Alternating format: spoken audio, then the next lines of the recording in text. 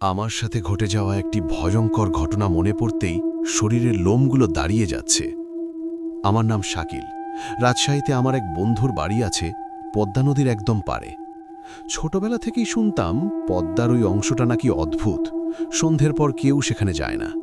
গ্রামের মানুষ বলে নদীর ধারে রাতে কারোর নাম ধরে ডাক শোনা যায়, কিন্তু আমি এসব বিশ্বাস করতাম না। 2023 সালে শীতের শেষ দিকে আমি রাজশাহী গেলাম। দিনের বেলা সব কিছু স্বাভাবিক লাগছিল, পদ্মার বাতাস, বালুচর, দূরে নৌকা, সব শান্ত।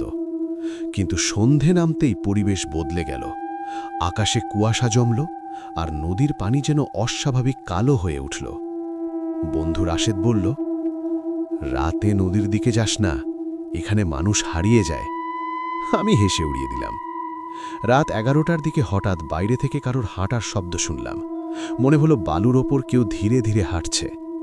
জানলা খুলে তাকাতেই দেখি নদীর দিকে সাদা কাপড় পরা একটা মেয়ে দাঁড়িয়ে আছে। আমি ভাবলাম গ্রামের কেউ হবে, কিন্তু অদ্ভুত ব্যাপার হলো এত রাতে এত ঠান্ডায় সে একদম স্থির দাঁড়িয়েছিল। বাতাস বইছে, কিন্তু তার কাপড় নড়ছে না। হঠাৎ সে ধীরে ধীরে আমার দিকে মুখ ঘোরালো। তার মুখ দেখা যাচ্ছিল না, শুধু কালো ছায়া। আমার বুক ধকধক করতে লাগলো। আমি জানলা বন্ধ করে দিলাম, নিজেকে বুঝালাম ভ্রম। কিন্তু 5 মিনিট পর দরজায় টক টক টক। কেউ খুব আস্তে দরজায় নক করছে। আমি জিজ্ঞেস করলাম, কে? কোনো উত্তর নেই। আবার টক টক। দরজা খুলতেই বাইরে কেউ নেই, শুধু ঠান্ডা বাতাস আর দূরে নদীর শব্দ। হঠাৎ পিছন থেকে ফিসফিস আওয়াজ, শাকিল। আমার পুরো শরীর জমে গেল। ঘুরে দেখি কেউ নেই।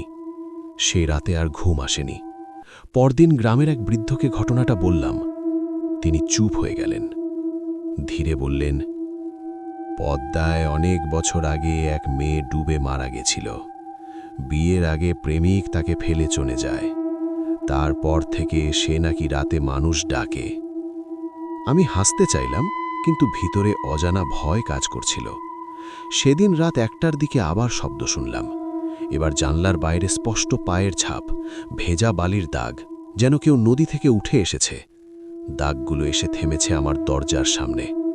হঠাৎ দরজা নিজে নিজে খুলে গেল। বাতাস নেই, তবু দরজা খুলল। ঘরের ভেতর তীব্র কাদার গন্ধ ছড়িয়ে পড়ল। তারপর আমি দেখলাম ঘরের কোণায় দাঁড়িয়ে আছে সেই মেয়েটা।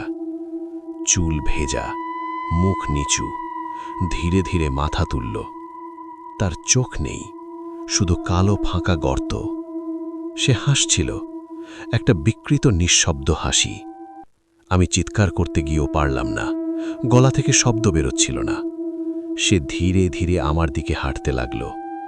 তার পায়ের নিচে পানি পড়ছে, টপ টপ টপ। ঠিক আমার সামনে এসে থামল।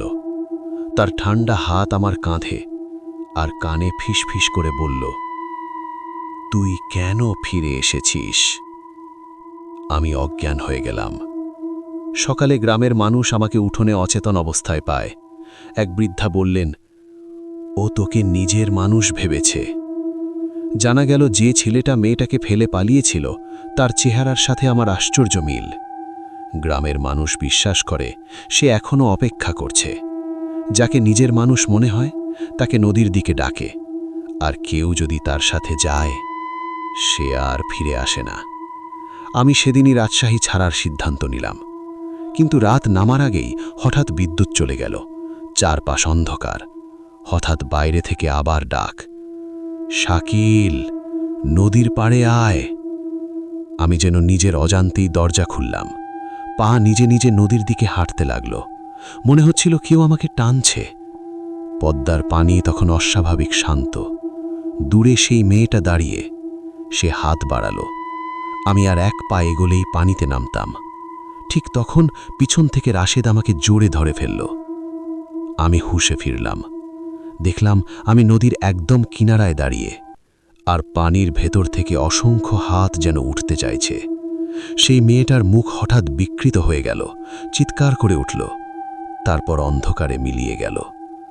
এখন আমি ঢাকায় ফিরে এসেছি। সবকিছু স্বাভাবিক, কিন্তু একটা জিনিস বদলেছে। প্রতিদিন রাত ৩টে আমার ফোন নিজে নিজে অন হয়ে যায়। স্ক্রিনে ভেজা পানির দাগ দেখা যায়, আর মাঝে মাঝে হেডফোনে শুনি নদীর ঢেউয়ের শব্দ আর একটা খুব পরিচিত কণ্ঠ, আমি এখনো অপেক্ষা করছি।